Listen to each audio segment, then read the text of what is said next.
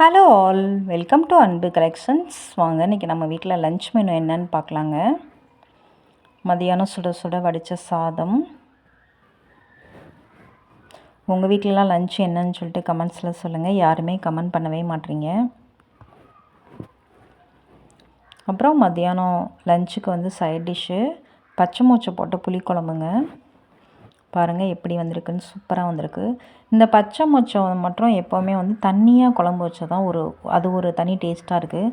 நம்ம கிரேவி மாதிரி வச்சா கூட அவ்வளோவா டேஸ்ட்டாக தெரியல. ஆனால் தண்ணி குழம்பு வச்சா தாங்க நல்லாயிருக்கு. அதனால் நான் வந்து எப்போயுமே தண்ணியாக தான் வைப்பேன்.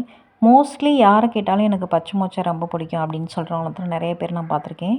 உங்களுக்கு பிடிச்சிருக்கா என்னன்னு சொல்லிட்டு எனக்கு கமெண்ட்ஸில் சொல்லுங்கள். அப்புறம் வாழைக்காய் வந்து கடலைப்பருப்பு போட்ட பொரியல். இந்த வாழைக்காயில் வந்துட்டு தேங்காய் துருவி போடுறத தேங்காயை வந்து அப்படியே ஒரு மாதிரி ஸ்லைஸ் மாதிரி அப்படியே சில்லு சில்லாக போட்டால் அது ஒரு தனி டேஸ்ட்டாக இருக்குது. நீங்கள் ஒரு வாட்டி ட்ரை பண்ணி பார்த்துட்டு எனக்கு கமெண்ட்ஸில் சொல்லுங்கள். நான் அந்த மாதிரி தான் வச்சேன். துருவியும் போட்டேன், கொஞ்சம் சில்லும் போட்டேன். வீடியோ பிடிச்சா லைக் பண்ணுங்கள், ஷேர் பண்ணுங்கள், சப்ஸ்கிரைப் பண்ணுங்கள். தேங்க்யூ.